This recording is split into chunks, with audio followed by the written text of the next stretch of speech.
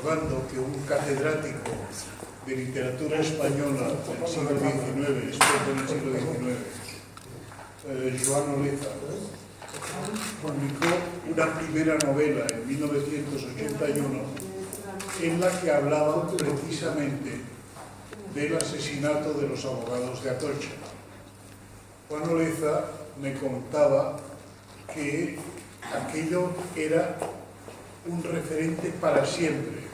Dice, el día que hayamos olvidado lo que ha significado el asesinato de los abogados de Atocha o la impunidad de los ultras en una Europa cada vez más xenófoba, y eso lo decía entonces en 1981, ojo, dice, aquel día nos habremos vuelto salvajes para siempre. Por tanto, me parece que como agradecimiento a que podamos celebrar este acto sobre Carlos París en este local, estoy seguro que era absolutamente necesario empezar con ese recuerdo por los abogados de Atocha. Segunda cuestión es la ventaja de hablar después de Jaime Ruiz, que es un hombre ordenado, es que uno puede hablar desordenadamente. Como decía Adorno, una de las misiones actuales del arte tiene que ser colocar el caos en el corazón del orden. Si no fuese que nuestro fotógrafo es alemán, lo diría en alemán, heutige Aufgabe des Arts ist Chaos in Ordnung bringen, es colocar el caos en el corazón del orden. Esta palabra, que puede parecer muy poco académica, creo que es verdad y además que puede servir para decir o nos revolucionamos permanentemente o moriremos precisamente de no sé de qué, pero moriremos de algo, entre otras cosas de aburrimiento. Otra cuestión y otra frase, en este caso nos indica que de Manuel de Pedrolo, que cuando le preguntaban por qué en sus novelas hablaba de la violencia existente en aquellos momentos, en la Cataluña y en la España de aquellos años del franquismo, decía, porque es imposible describir el caos con elementos, con términos de orden. El caos, por desgracia, hay que interpretarlo desde dentro y decir, para no meterme en líos, yo dejaré de hablar del caos, es precisamente una claudicación muy grave. Una de las claudicaciones que jamás cometió, desde que yo le conozco, a Carlos París. Yo le conozco por razones editoriales, cuando en nuestra editorial le reeditamos El rapto de la cultura, libro que no aparece en las referencias, por ejemplo, de estas solapas. No me extraña porque yo trabajaba en una editorial que nunca pagaba los derechos de autor a los autores. Y entiendo muy bien que la venganza sea decir, pues no pondremos que este libro lo editasteis vosotros. Muy bien hecho. Yo también edité y tampoco nunca me pagaron los derechos, o sea que... En el final casi del libro Ética Radical, que recuerdo que presentamos en el Ateneo Barcelonés el 8 de junio de 1912, Carlos París, 2000. La primera frase de Carlos que comentamos aquel día era: el pensamiento creador está mucho más guiado por la percepción intuitiva espontánea de oscuridades a desarrollar que por programas explícitos de investigación. Pues bien, el libro terminaba con una frase que la quiero leer despacio porque me parece que el mejor homenaje que le podemos hacer a Carlos París es recordar lo que los biblistas dirían sus ipsísima verba, sus mismas palabras. Pues bien, las mismas palabras de Carlos París al final de este libro.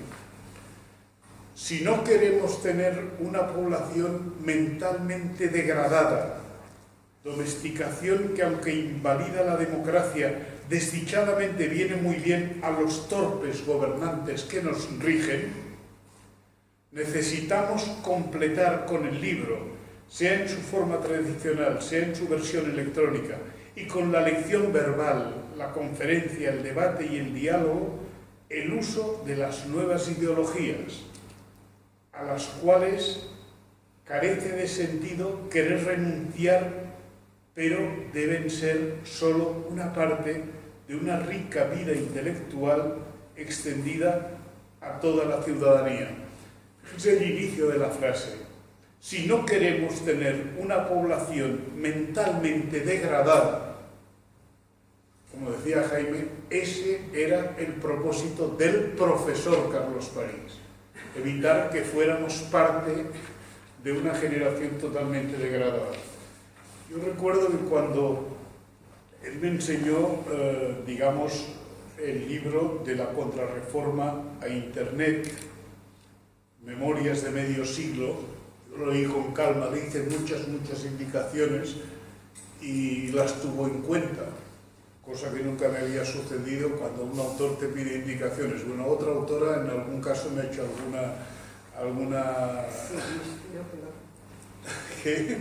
algún caso, pero no suele ser corriente. Pues bien, recuerdo que cuando trataba de explicar qué significaba aquel libro de la contrarreforma a Internet, Memorias de medio siglo, el mes de octubre de 2005, decía estas palabras.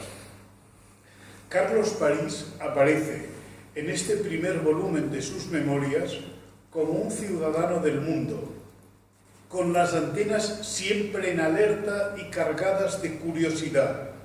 Muchos de sus contactos en México, en Polonia, en París o en Londres, en Roma o en Nueva York, en Buenos Aires o en Moscú, tienen que ver con su cualidad de embajador sin papeles en nombre de la enseñanza de la filosofía o de la defensa de sus principios ético-políticos. Tan riguroso como crítico, nunca bendice el hablar por hablar, ni maldice sus creencias por un plato de lentejas seguramente mal cocinadas. Tras una tertulia almuerzo que ha organizado Luis Jiménez, cuenta él en sus memorias, anota, y es que en nuestro país, y especialmente en la Villa de Madrid, resulta bastante más fácil reunirse para comer o cenar que tratar de resolver las cosas. Estas memorias certifican que París nunca se ha limitado a ser un convidado de piedra, ni en su país concreto, España, ni en su tiempo tan dramáticamente convulso. Bien, dicho esto, también, y algo ya ha dicho de ello Jaime Ruiz, pero también aquí en este caso utilizo las mismas palabras de Carlos París, en la dedicatoria del libro Ética Radical leemos estas palabras.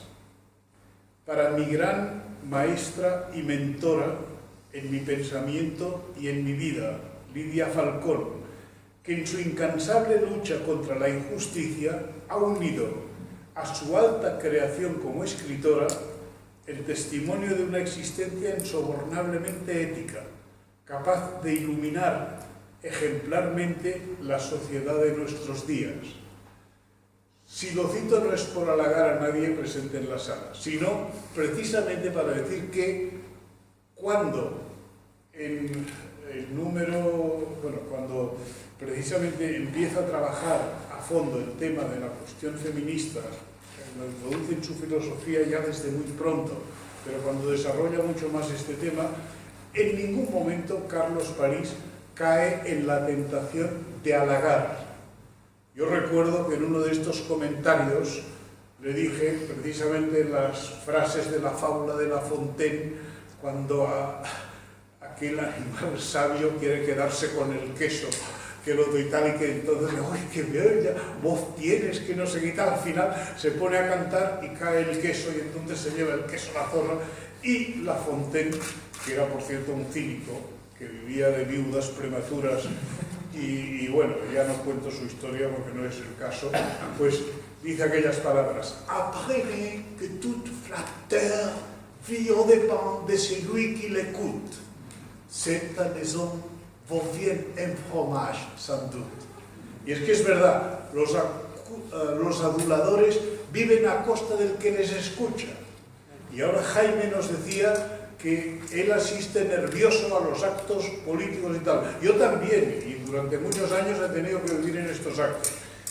Y siempre he tenido la suerte de ser considerado como prescindible por parte de mis dirigentes políticos, pero como no pedía nada, pues no me podían expulsar, con lo cual continúo por falta, digamos, no sé, porque, hombre, si me hubiesen ofrecido una cosa un poco mejor para que me fuera, pero al no ofrecerme nada, digo, pues mira, estar por estar me quedo. Pues bien, fíjense que precisamente el daño terrible es que en este lenguaje de este siglo lo hemos pervertido tanto que la mentira es algo sustancial.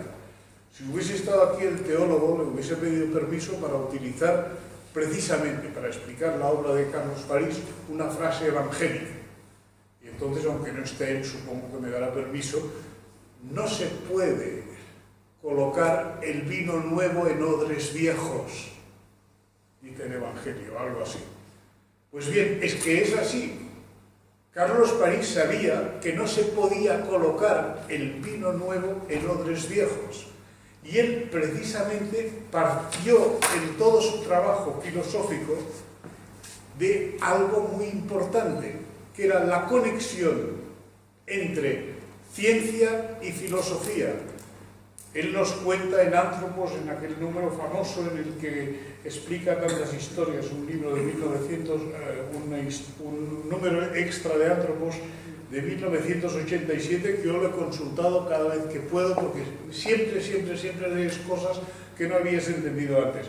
Él nos cuenta que no sabía a qué se iba a dedicar, a la filosofía o a la ciencia, y que al final decidió que se dedicaría a la filosofía, pero siempre más se dedicó a la filosofía de la ciencia. Pues bien, esto le pudo llevar a que en la presentación del libro Ética Radical en el Ateneo Barcelonés había un grupo importantísimo de los distintos responsables de los distintos grupos antibélicos de los que trabajaban precisamente en contra del armamentismo, desde organismos propios y ajenos, desde acciones, digamos, de agitación del agitprop, pero en el mejor sentido de la palabra. Pues bien, estaban allí. Y recuerdo que Carlos París luego me dijo, veo que lo que más te ha interesado de mi libro es que precisamente es un libro que acaba hablando de las armas. Digo, no, acaba hablando de las armas porque es un libro filosófico. Y esa es la cuestión curiosa. ¿Por qué es un libro filosófico? Y porque tú tratas de renovar el pensamiento. En cada momento nos vas diciendo, bueno, pues aquí se ha estado haciendo una trampa permanente. Y es ocultar el sentido de cada cosa para disimularlo todo y poderlo vender todo, para envolverlo todo para que parezca ingenuo o para que parezca que no daña. Y en cambio, precisamente Carlos París lo que hizo es demostrar que había cosas y cosas que dañaban. Me gustaría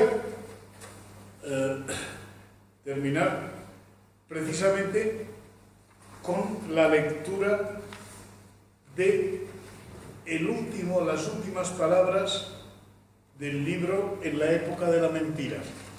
Repito, me parece que lo que pueda decir tiene un interés escaso. Recordar lo que decía Carlos París, al menos para mí, tiene mucho interés y supongo que para todos ustedes mucho más que las tonterías que pueda decir yo. El panorama de la actual práctica científica nos hace asistir al fracaso de la vieja y bien intencionada ilusión ilustrada, la creencia de que el desarrollo del conocimiento,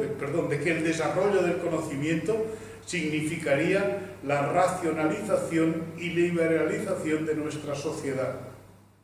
La denuncia de esta ilusión no debe significar la descalificación de la ciencia ni de la técnica, frente a la repulsa primaria que en ciertos sectores juveniles y contestatarios se está produciendo como fuerza y potencialmente enriquecedora de la sociedad y realizadora del hombre. Nos enseña así que en una sociedad de clases, en una sociedad marcada por las relaciones de dominación, la práctica científica se encuentra adulterada y las capacidades inmensas del conocimiento de grandes sectores se convierten en aumento de un poder represivo, en sojuzgamiento y opresión. La ciencia solo podrá rendir sus mejores frutos en una sociedad en la que la colectividad se adueña de sus recursos, en una sociedad sin relaciones de dominación, sin clases. Y el científico, el intelectual, el trabajador del mundo de la cultura, quiéralo o no, se encuentra comprometido en esta tarea transformadora de nuestra sociedad. Su inhibición no supondría sino un modo de servir a la perpetuación del estado de cosas existentes y a la degradación de la práctica científica. Pues os explico la anécdota.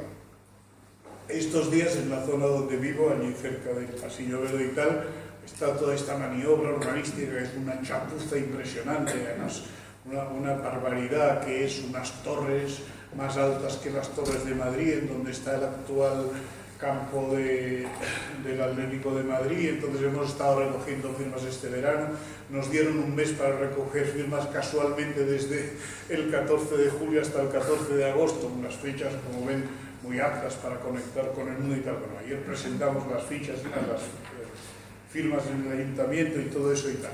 Y mientras estábamos esperando, tenía el libro yo en el bolsillo y les leí este fragmento. Había gente muy joven allí y dijeron, pues fíjate, es que los jóvenes empezamos a explicar cuál es nuestro programa. Y lo continuamos comentando, lo volví a leer, leí 2 o 3 veces. ¿Veis? Esta idea es muy importante y tal. Y es verdad, los jóvenes tenemos que volver a hablar de la lucha de clases. Y otro que no sé qué y tal. Al final les dije, este joven tenía un poco más de 80 años. No puede ser, pero sí, podía ser.